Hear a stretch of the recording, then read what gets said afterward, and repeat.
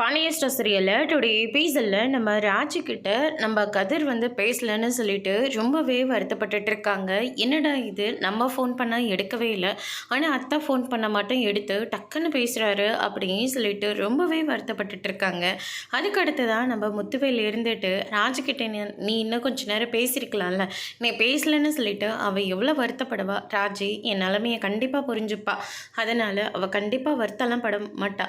அப்படியே வருத்தப்பட்டாலையும் அவருக்கு ஏதோ வேலை இருக்குது, அதனால தான் அவர் இப்படியெல்லாம் நடந்துக்கிறாரு அப்படின்னு சொல்லிட்டு அவள் புரிஞ்சுப்பா அப்படின்ற மாதிரி நம்ம கதிர் சொல்லிகிட்டு இருக்காங்க. அதுக்கு அடுத்ததாக பார்த்திங்கன்னா இருந்தாலையும் அப்படின்ற மாதிரி சொல்லிக்கிட்டு இருக்காங்க.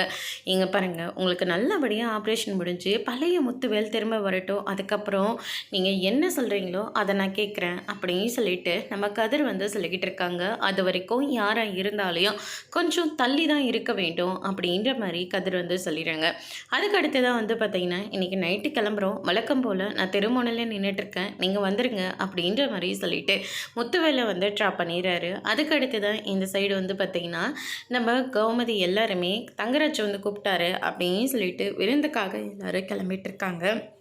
அப்போ நம்ம ராஜி ரொம்பவே டென்ஷனாக இருக்காங்க. மீனா இருந்துட்டு என்னாச்சு ராஜி அப்படின்னு சொல்லிட்டு கேட்கவும், ஒன்றும் இல்லைக்கா, கதிர் இன்னும் பேசவே இல்லை, அதுதான் ரொம்ப கஷ்டமாக இருக்குது அப்படின்ற மாதிரி சொல்லிக்கிட்டு இருக்காங்க. அடடடா, நான் எக்ஸாம் அல்ல 4 ஆப்ஷன் இருக்கும், அதில் 5ஆவது ஆப்ஷன் கதிர் இருந்தால் கதிரை தான் டிக் பண்ணிட்டு வந்துடுவோம் போல் இருக்குது.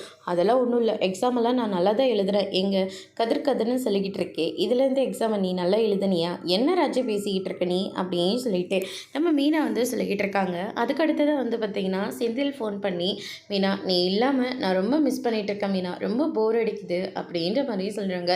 ஏதோ நான் இல்லாமல் இருந்தால் நீங்கள் ரொம்ப நல்லா இருப்பீங்க அப்படி இப்படின்னு என்னென்னமோ சொன்னீங்க, ஆனால் இப்போ என்னடனா போர் அடிக்குதுன்னு நிற்கிறீங்க.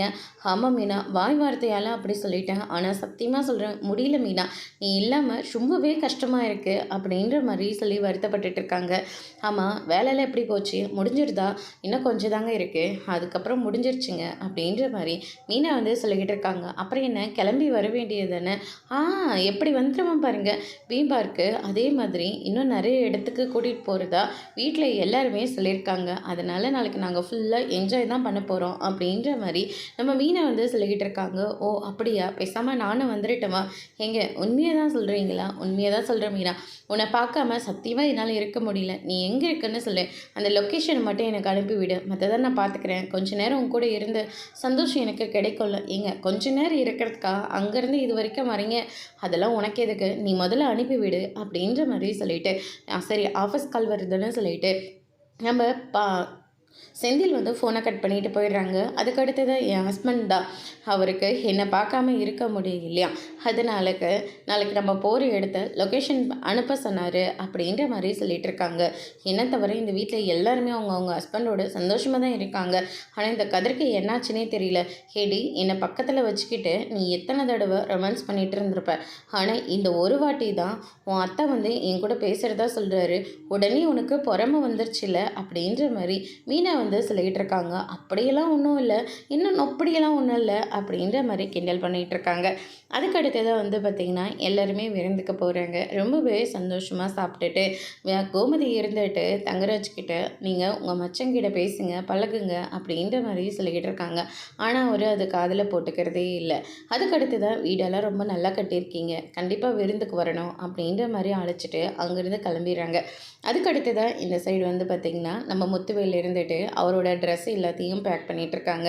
எல்லோரும் கீழே இருக்கிற போது பேக்கோடு நிற்கிறாங்க. அண்ணன் என்னாச்சுன்னு, நான் கொஞ்சம் வெளியில் போக வேண்டிய வேலை இருக்குது, ஒரு வாரத்துக்கு நான் வீட்டில் இருக்க மாட்டேன், நீங்கள் தான் எல்லாத்தையும் பார்த்துக்கணும் அப்படின்ற மாதிரி சொல்லிடுறாங்க. அண்ணன் என்ன சொன்னாருன்னு கேட்டிங்களா? என்னாச்சுங்க, எங்கள் பேக்கோடு நிற்கிறீங்க அப்படின்னு சொல்லிட்டு நம்ம வடி கேட்கவும், அண்ணன் இங்கேயோ சேலை வரைக்கும் போதான், நான் அண்ணனோட கிளம்பிடுறேன், நீ இல்லை வேண்டாம், நான் மட்டும் தனியாக போயிட்டு வரேன், இந்த வீட்டுக்கு நான் எந்த துரோகமும் பண்ண மாட்டேன், இந்த வீட்டோட நல்லதுக்காக தான் ஒவ்வொன்றும் பண்ணிகிட்ருக்கேன், திரும்ப வரும்போது நான் நல்லபடியாக வரணும்னு சொல்லி என்னை ஆசீர்வாதம் பண்ணி என்னை அனுப்பிவிடுங்கம்மா அப்படின்ற மாதிரி சொல்லிடுறாங்க. சக்திவேல், நீ எதையும் போட்டு குழப்பிக்க வேண்டாம், உனக்கு என்ன செய்யணுமோ அது கண்டிப்பாக செய்கிறோம், தேவையில்லாமல் எதையும் மனசில் போட்டு குழப்பிக்காத, ஒரு வேலையா தான் கிளம்புறேன் அப்படின்ற மாதிரி நம்ம முத்துவேல் வந்து எதுவுமே சொல்லாமல் அங்கேருந்து கிளம்பி போகிறாங்க.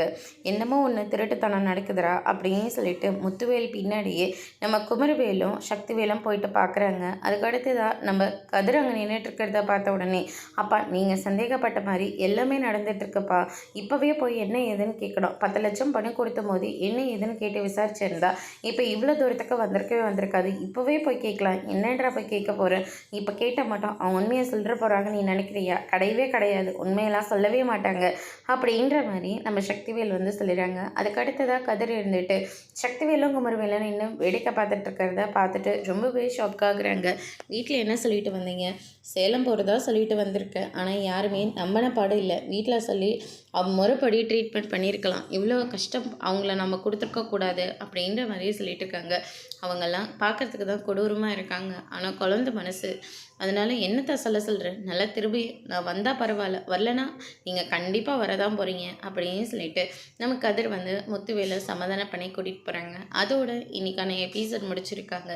இனி பாண்டியன் ஸ்டோர் சீரியலில் அடுத்தடுத்து என்னெல்லாம் நடக்க போகுதுன்றதை வெயிட் பண்ணி பார்க்கலாம். தேங்க்யூ.